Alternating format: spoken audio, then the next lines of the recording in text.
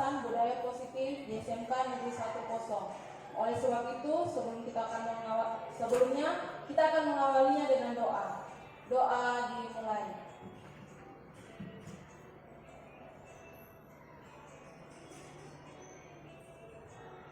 Doa selesai. Pembebasan budaya positif di SMK Negeri 10 akan segera dimulai dengan pemateri Ibu Adinda Parawi SPD GR. Saya persilakan.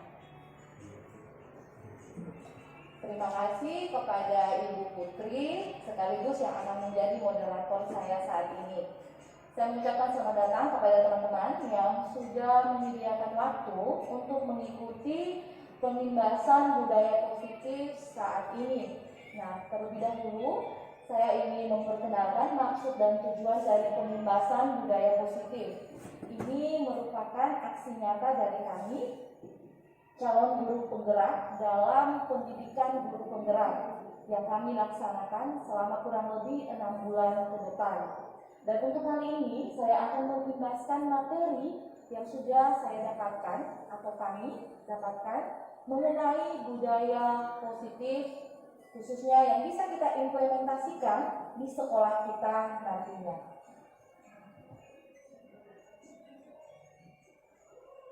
Salam dan bahagia. Bapak Ibu, salam dan bahagia ini bukan hanya berupa salam semata, tapi sebenarnya salam dan bahagia ini merupakan intisari dari filosofi pendidikan menurut Ki Hajar Dewantara, di mana kita memberi salam itu berarti kita menghargai sesama kita, khususnya anak didik kita. Kita memberikan teladan kepada mereka melalui setiap salam yang kita ucapkan. Lanjutnya bahagia, ini juga merupakan inti dari pembelajaran filosofi pendidikan Ki Hajar Dewantara, di mana diharapkan proses pembelajaran di sekolah itu membawa kebahagiaan. Ada kaitannya dengan memerdeka, kurikulum merdeka. Jadi ketika anak bahagia, mereka akan merasa merdeka. Lanjut. Ini adalah pertanyaan pemantik ya sebelum kita masuk dalam materi hari ini. Ini saya hanya butuh jawaban ibu bapak setuju atau tidak. Saya tidak menanyakan alasannya ya. Yang pertama, hukuman dapat mendisiplinkan anak. Bagaimana bapak ibu, setuju atau tidak? Jawab setuju atau tidak. Saya tidak akan tanyakan alasannya. Setuju? Ada yang tidak? Kalau yang berbeda kan itu kan tergantung pendapat kita ya. Apakah hukuman dapat mendisiplinkan anak? Setuju. Yang kedua, pemberian hukuman dengan hal positif seperti membaca atau membersihkan halaman sekolah dapat meningkatkan disiplin anak. Setuju? Ya. Ini maksudnya kita memberi hukuman mereka, misalnya angkat rumput. Biasa kalau kita masih menerapkan seperti itu ya yang lambat, apakah itu menjamin anak bisa lebih disiplin berikutnya? Setuju atau tidak? Ya. Tidak setuju ya. Kemudian memberikan penghargaan dapat meningkatkan motivasi belajar anak. Bagaimana Bapak Ibu? Setuju. Oke, karena ini yang sering kita hadapi ya. Saya juga setuju dengan hal itu. Ya. Ini adalah beberapa materi yang akan saya bagikan dalam kesempatan kali ini. Ada disiplin positif dan nilai-nilai kebajikan universal. Kemudian ada teori motivasi, hukuman dan penghargaan, restitusi. Jadi ini bisa ya, hukuman dan penghargaan, kemudian restitusi. Ada 5 posisi kontrol, ini terkait posisi kita sebagai guru. Kemudian ada segitiga restitusi. Kita mulai dengan disiplin positif dan nilai-nilai kebajikan universal. Nah, di sini ada suatu perubahan paradigma. Kita akan beraktivitas sedikit. Misalnya, kita mengepalkan tangan. Bapak Ibu boleh coba untuk mengepalkan tangan. Nah, di sini ada sedikit petunjuk, tapi kalau mau dibayangkan lah boleh. Gitu.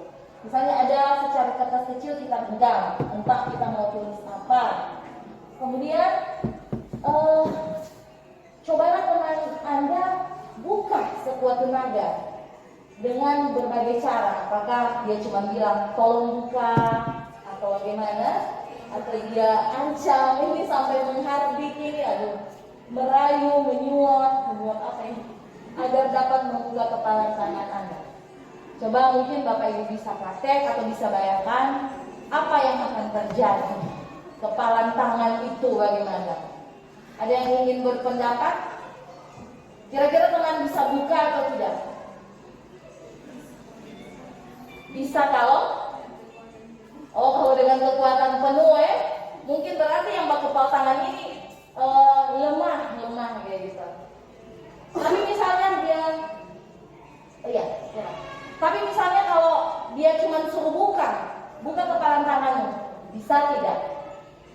Bisa tidak? Bisa. Siapa? Bagaimana maksudnya? Kalau diminta, siapa yang mau buka? A atau B? Yang berkepala. Jadi tergantung ini toh, tergantung yang berkepala tergantung yang berkepala dia mau buka atau tidak. Jadi kuncinya kepada tergantung si yang berkepala tangannya itu, dia mau buka atau tidak. Kalau tadi macam Ibu Ilmi bilang, kalau dia sekuat tenaga berarti si A lemah ya. Terpaksa dia harus menyerah.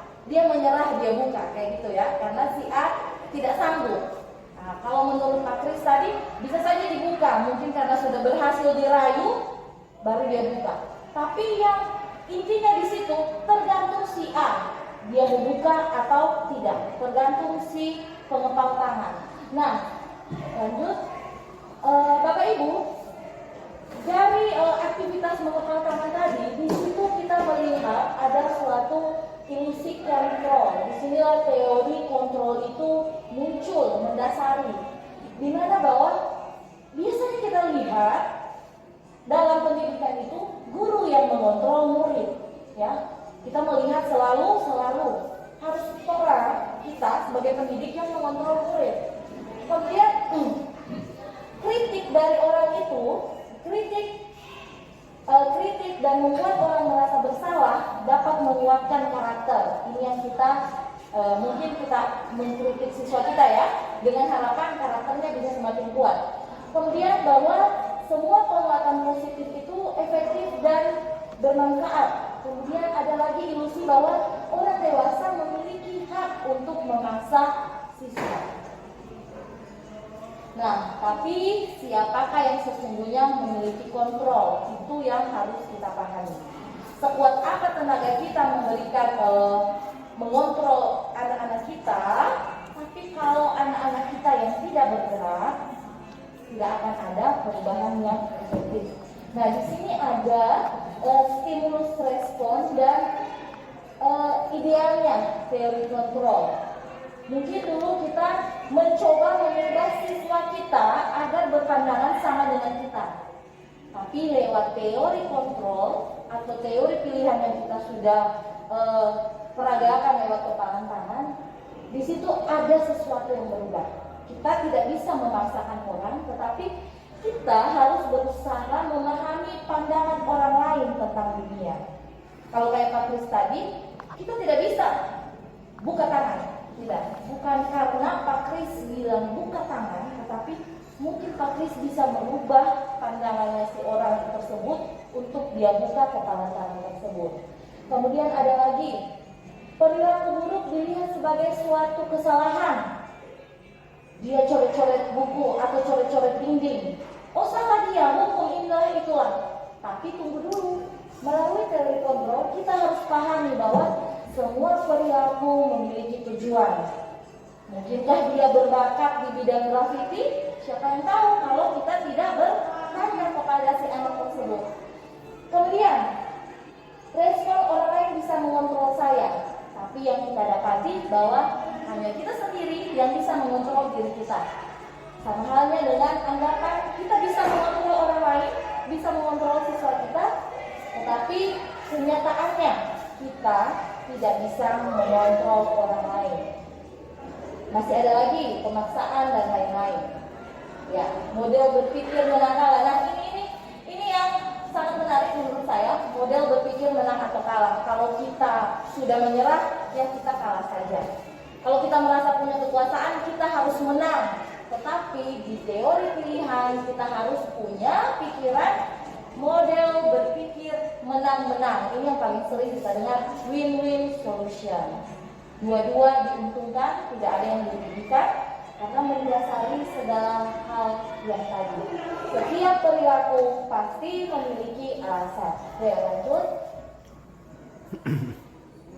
Nah, itulah yang mendasari disiplin positif. Jadi kita pahami dulu teori kontrol atau teori pilihan itu bagaimana, maka kita akan memahami, oh ini sebenarnya disiplin positif tersebut. Di sini tadi yang kita sudah bahas di stimulus dan respon tadi, nah, bahwa kita tidak bisa mengontrol orang lain karena hanya kita sendiri yang bisa mengontrol diri kita sendiri. Itulah makna disiplin ya, harus timbul dari dalam. Kemudian semua perilaku itu pasti ada tujuannya dan juga harus membiasakan model berpikir menang-menang, win-win solution, dan kolaborasi harus ada dalam itu. Dan juga ada realitas kebutuhan kita yang berbeda. Oke, lanjut. Nah, ada pertanyaan sedikit ini, apa itu disiplin menurut Bapak Ibu? Mungkin satu orang bisa mewakili disiplin. Menurut Bapak Ibu, tidak ada benar, tidak akan ada yang disalahkan di sini jika salah menjawab. Ada? Disiplin. Pak Kris, disiplin. Yang selama ini menurut Bapak? Apa sih, Mai? Ayo, suka saja. Oh, guru BP. Oh, ujung-ujungnya tuh guru BP. Bagaimana disiplin selama ini yang mungkin Bapak Ibu sudah jalani? Oh, disiplin itu tidak boleh tidak apa? Disiplin itu berarti harus teratur, boleh. Itu menurut saya, ya. Menurut Bapak Ibu, nanti kita belajar bersama-sama apa itu disiplin. Menertibkan, ya. Karena harus teratur, jadi harus ditertibkan. Ya, lanjut. Mari kita lihat apa makna disiplin. Nah, ternyata disiplin ini berasal dari bahasa Latin disiplina yang artinya belajar. Kembali lagi ke belajar. Jadi memang disiplin itu erat kaitannya dengan dunia pendidikan. Nah, disiplin diri membuat orang menggali potensinya menuju kepada satu tujuan yang dia hargai. Ada dorongan dari dalam, kesadaran intrinsik. Nah, tapi dalam budaya kita, makna kata disiplin telah berubah menjadi sesuatu yang dilakukan seseorang pada orang lain supaya dia patuh. Nah, kecenderungannya itu akan menghubungkan disiplin itu tidak nyaman. Kalau saya tidak disiplin, kalau saya terlambat nanti saya dapat hukuman. Kebanyakan anak-anak langsung takut dengan hukumannya itu.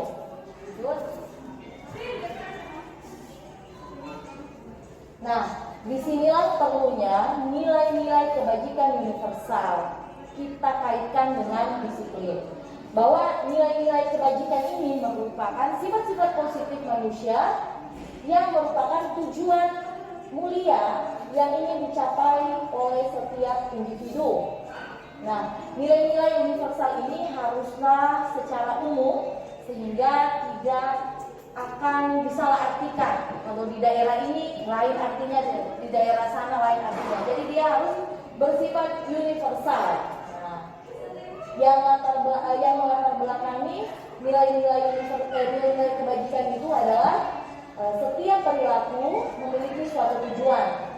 Dan dengan mengaitkan nilai-nilai kebajikan ini, maka diharapkan motivasi intrinsiknya akan timbul. Jadi karena dia percaya nilai-nilai keyakinan ini, dia harus disiplin tanpa harus dibayang-bayangi oleh kamu akan mendapatkan hukuman jika tidak disiplin. Oke, lanjut. Ini masih mengenai nilai-nilai kebajikan. Nah, untuk itulah profil pelajar Pancasila hadir di tengah-tengah kurikulum Merdeka. Ada 6 dimensi profil pelajar Pancasila yang menjadi nilai-nilai kebajikan beriman, bertakwa dan berakhlak kepada Tuhan Yang Maha Esa, ini kan semua agama, jadi tidak mengkhususkan salah satu agama. Mandiri ini sudah mencakup luas, apakah mandiri secara pribadi ataupun mandiri dalam belajar. Jadi dia bersifat universal, sehingga tidak lagi dirinci kayak peraturan sekolah. Kalau peraturan sekolah kan dia dirinci per bagian. Kalau nilai universal bisa berlaku pada semua bagian. Kemudian ada bernalar kritis, baik dalam belajar maupun dalam dia bersosialisasi, berkebinekaan global, bergotong royong, dan kreatif. Ya, kita masuk pada bagian 2, teori motivasi, hukuman dan penghargaan, restitusi. Jadi ini ada 3 bagian ya. Kita mulai dari teori motivasi perilaku manusia. Nah, ini tadi yang masih kaitannya dengan hukuman. Kadang-kadang orang berpikir bahwa untuk apa saya disiplin? Nah, jadi kadang-kadang mereka pikir kalau saya tidak disiplin, saya akan dihukum. Apabila apa yang akan terjadi apabila saya tidak melakukannya? Oh, saya mau dihukum. Nah, Bapak Ibu bisa melihat itu masih motivasi eksternal, masih motivasi dari luar karena mau dihukum. Lanjut. Untuk apa saya lakukannya? Untuk apa saya melakukan disiplin itu? Untuk mendapatkan imbalan dari orang lain atau institusi. Mungkin kita sebagai pendidik, kita kerja untuk apa? Untuk dapat gaji, dapat imbalannya. Kalau misalnya masih dengan itu motivasinya, masih motivasi eksternal. Tapi jika kita sudah mendasari untuk apa kita melakukan itu, untuk menghargai diri sendiri, itulah sudah muncul motivasi internal. Ini adalah tujuan dari disiplin positif. Pelan-pelan kita lakukan, pasti akan bisa ke sana. Nah, merdeka menurut Ki Hajar Dewantara tidak hanya terlepas dari perintah, tetapi juga cakap untuk memerintah diri kita sendiri. Dikaitkan dengan kurikulum merdeka, kadang-kala anak-anak bilang, oh so merdeka, kita semua belajar sendiri. Jangan seperti itu, bukan seperti itu konsepnya. Ketika kamu sudah bisa memimpin diri sendiri, itulah yang dibilang merdeka. Jadi tujuan kurikulum merdeka bukan kita bebas mengajar, anak-anak bebas belajar, tetapi kita bisa memerintah diri sendiri, anak-anak juga bisa menuntun diri sendiri, belajar mandiri. Kayak gitu konsepnya ya. Lanjut. Ya, ini sangat menarik. Saya juga pertama menerima materi ini kayak kok aneh dihukum oleh penghargaan.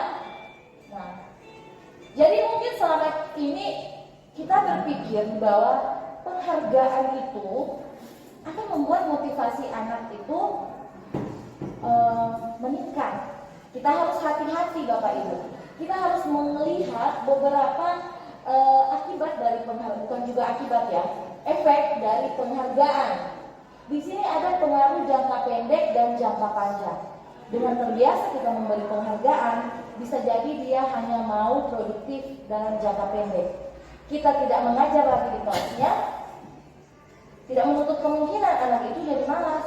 Oh, so bukan Ibu Arli misalnya yang mengajar, so tidak mau ada yang kasih saya penghargaan kayak gitu.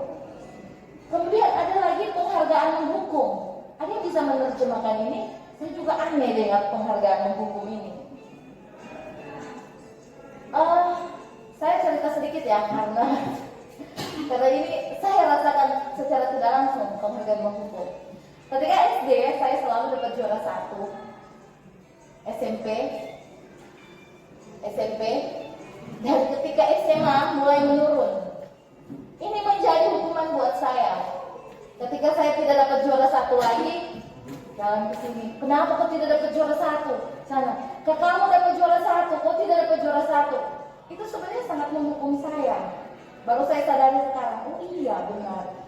Terlalu sering dibuai dengan penghargaan. Ketika kita tidak mendapatkannya, kita akan menjadi terhukum. Kemudian ada penghargaan mengurangi ketepatan, tidak efektif, merusak hubungan. Ini biasa ini kalau yang bersaing-saing juara 1-2. Semester 1 dia dapat juara 1, dikasih penghargaan, semester 2 dia sudah menurun, maka dia sudah iri lah dengan temannya. Kemudian penghargaan menurunkan kualitas, bisa mematikan kreativitas, dan mengurangi motivasi intrinsik. Itu motivasi dari dalam ya. Jadi dia hanya fokus pada penghargaannya. Ya? Oh iya ini. Jadi kita tidak akan kasih penghargaan sama anak-anak. Tidak juga. Kita bisa memberikan apresiasi dalam bentuk program kebajikan. Kita beri dia pengakuan secara khusus. Kita beri pengakuan secara pribadi. Nah, beri pengakuan kepada semua murid secara bergantian. Jadi bukan cuma itu saja. Ada yang memberi suatu prestasi, nah sudahlah prestasi. Misalnya dia berpendapat di kelas, berilah kesempatan kepada yang lain supaya kepada semua siswa secara bergantian kita berikan pengakuan. Kemudian kita berikan pengakuan secara konsisten. Nah, ini juga saya sebenarnya masih kurang ya. Mungkin hanya di awal-awal belajar saja saya sering kasih apresiasi, ke akhirnya ini. Nah, jadi kita harus beri secara konsisten. Kemudian kita lebih fokus kepada prosesnya.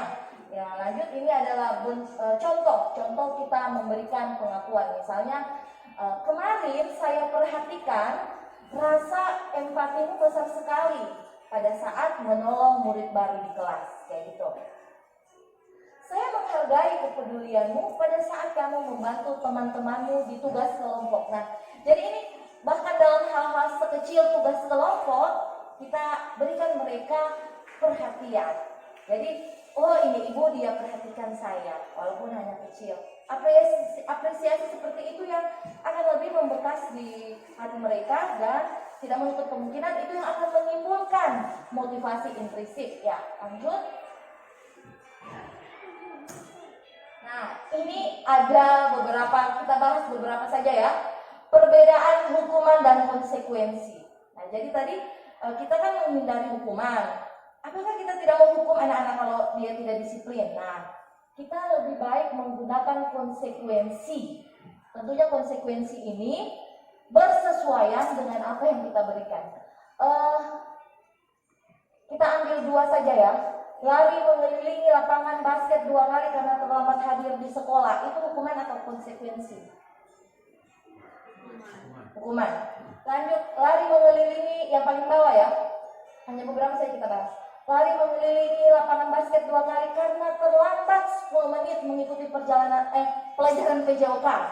Hukuman atau konsekuensi? Ya. Saya sengaja ambil yang sama-sama lari mengelilingi lapangan. Kita lihat bedanya ya. Dimana yang satu terlambat, yang satu ya karena memang mau PJOK, kan? Memang itu konsekuensi, oke?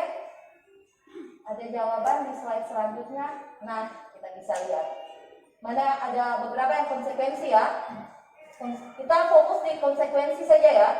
Mengganti kertas tugas teman yang telah dicoret-coret. Ya wajar ya. Jadi jangan langsung berdiri dibuka. Oke. Membersihkan tumpahan air di meja tulis karena tersenggol pada saat belajar. Konsekuensi ya. Jadi Bapak Ibu bisa membandingkan mana hukuman, mana yang konsekuensi. Oke. Masih berapa menit ini Ibu moderator? Oke, kita lanjut saja. Nah, ini bagian yang paling menarik adalah restitusi. Jadi restitusi itu adalah proses menciptakan suasana, kondisi bagi murid untuk memperbaiki kesalahan mereka dengan sehingga mereka bisa kembali pada komunitas mereka dengan karakter yang lebih kuat. Dia salah, kita bina, kita kembalikan ke kelompoknya, dia jadi lebih kuat. Oke, maksudnya jadi lebih bisa dicontoh oleh teman-temannya seperti itu. Oke. Lanjut. Nah, di sini ada identitas gagal dan identitas sukses. Jadi konsekuensi itu masih beda juga dengan restitusi, tapi konsekuensi dan restitusi itu sudah masuk dalam disiplin positif ya. Dimana kalau kita bisa lihat konsekuensi itu adalah bagian netral. Kalau kita mau lebih bagus lagi anak-anak kita bisa lakukan tindakan restitusi. Tidak ada yang dibenarkan, tetapi lebih baik pilihlah identitas sukses daripada identitas gagal. Jangan menimbulkan efek anak-anak jadi dendam, oh awas itu guru, hukum-hukum kita terus, ya kayak gitu maksudnya. Oke, lanjut, ini nanti bisa dibagikan juga.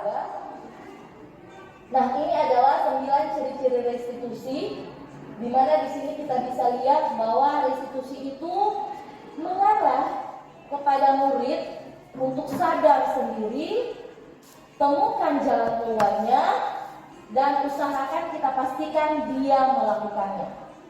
Jadi kita beri ini ada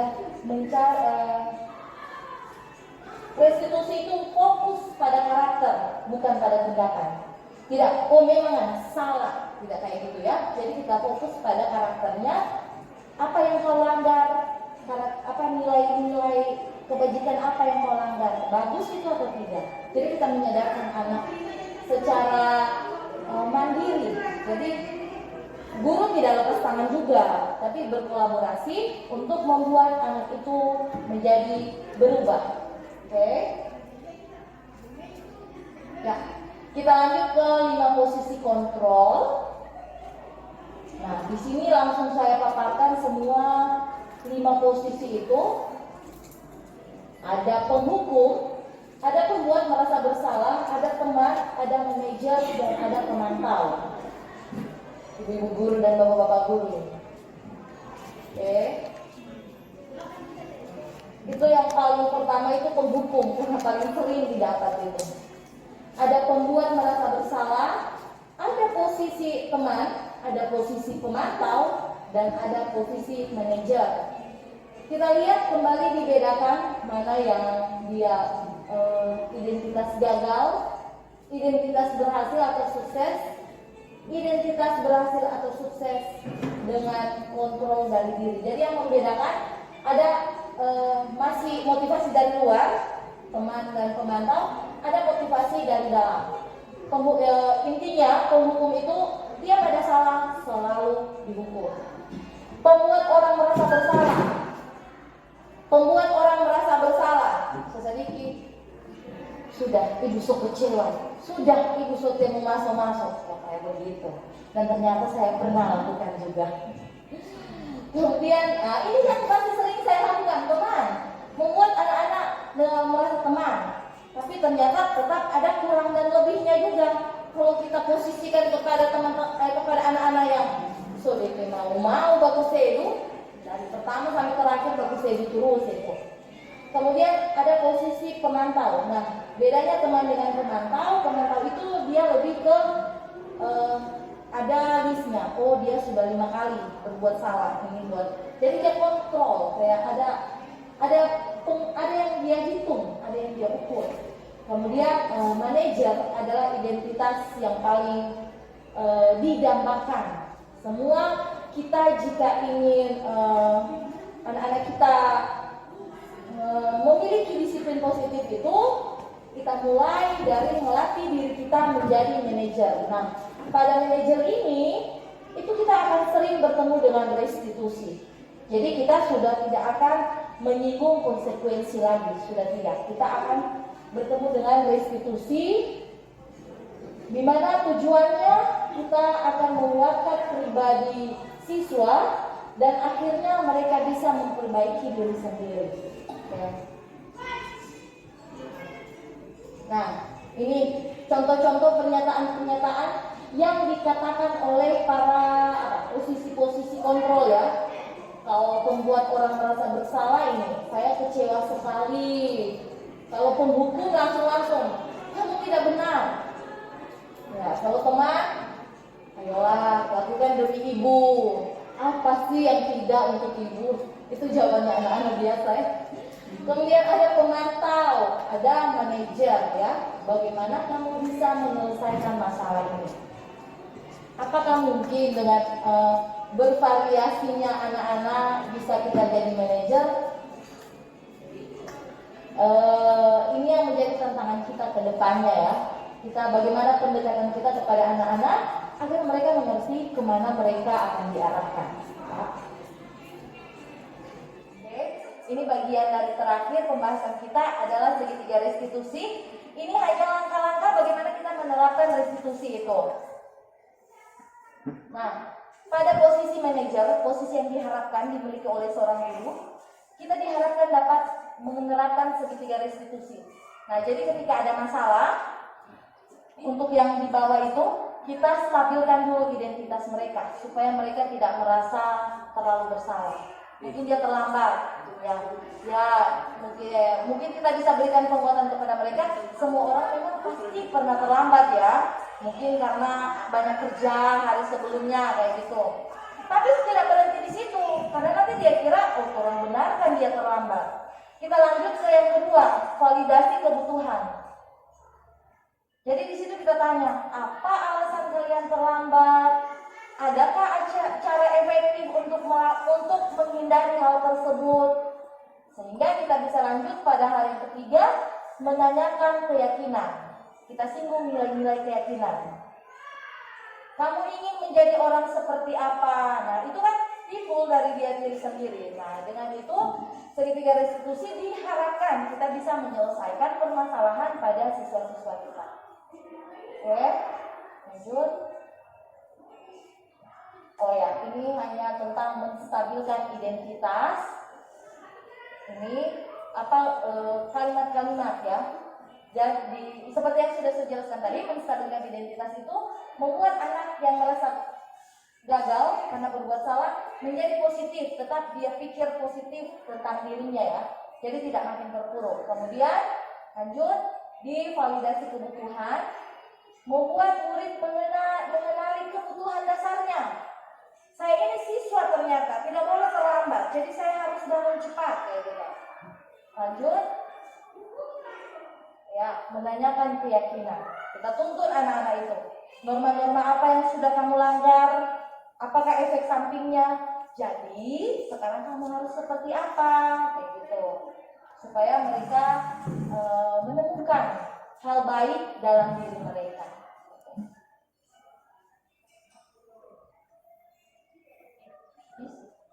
Iya. Sekian materi dari saya dan dikembalikan pada moderator. Terima kasih materinya untuk Ibu Adinda. Saya persilakan kalau ada Bapak Ibu yang ingin bertanya.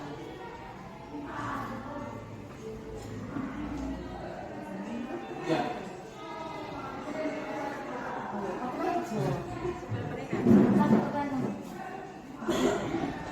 Ya, kami mohon agar dijelaskan kembali tentang segitiga restitusi. Saya persilakan Ibu Adinda untuk menjawab. Terima kasih. Bolehkah dikembali 3 slide sebelumnya?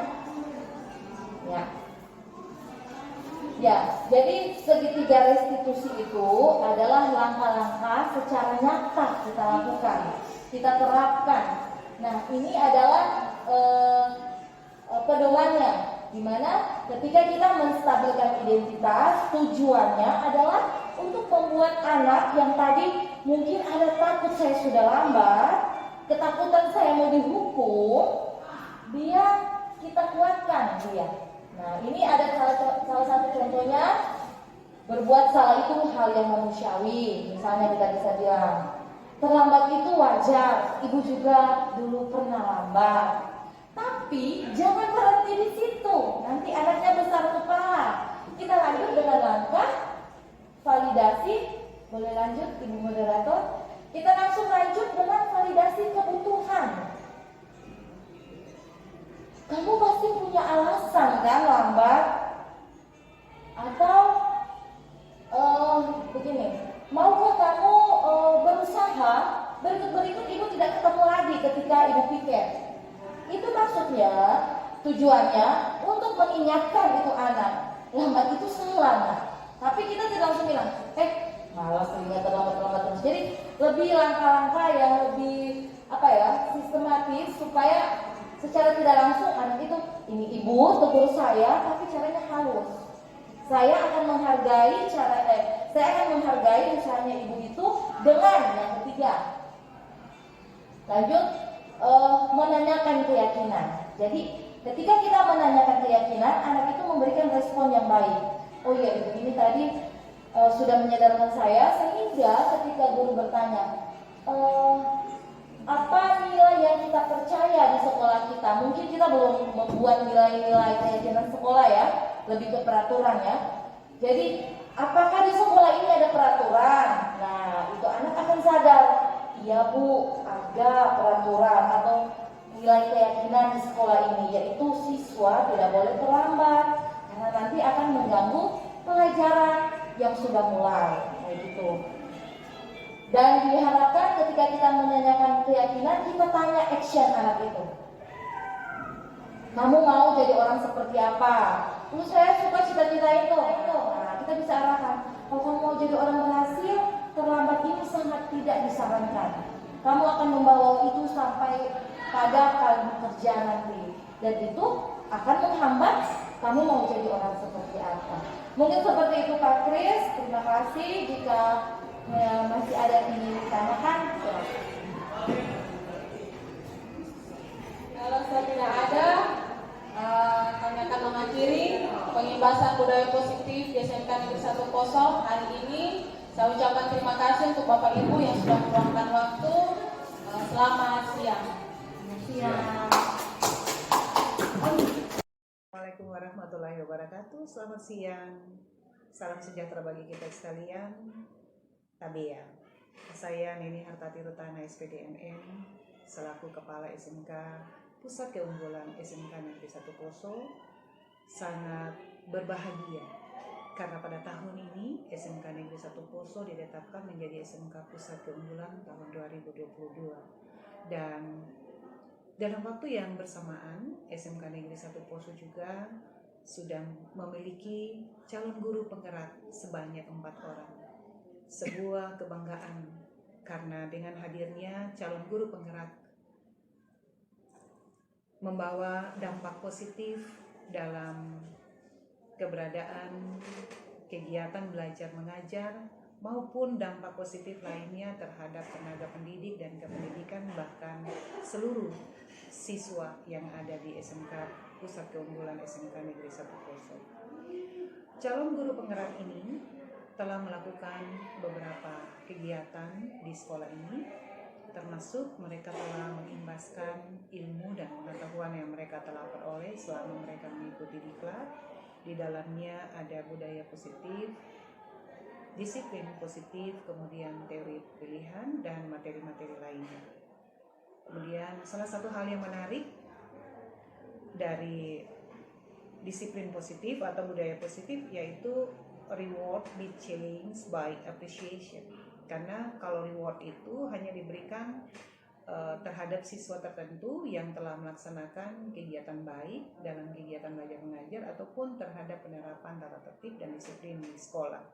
Sedangkan kalau apresiasi itu diberikan kepada seluruh siswa, sehingga akan memberikan dorongan kepada siswa untuk berlomba-lomba melakukan hal-hal baik di sekolah ini. Dengan satu harapan, dengan adanya calon guru penggerak di SMK Negeri 1 Poso, mereka akan mampu membangun satu kolaborasi yang baik bersama dengan guru-guru, sehingga guru-guru lainnya akan terimbas baik dengan ilmu yang mereka peroleh selama mereka menerima materi-materi baik dari calon guru penggerak. Dan harapan lainnya kiranya apa yang mereka dapatkan ketika sudah terimbas dapat dipraktekkan oleh guru-guru kepada seluruh peserta, kepada seluruh siswa, sehingga SMK Negeri 1 Poso sebagai SMK Pusat Keunggulan akan menjadi taman belajar yang benar-benar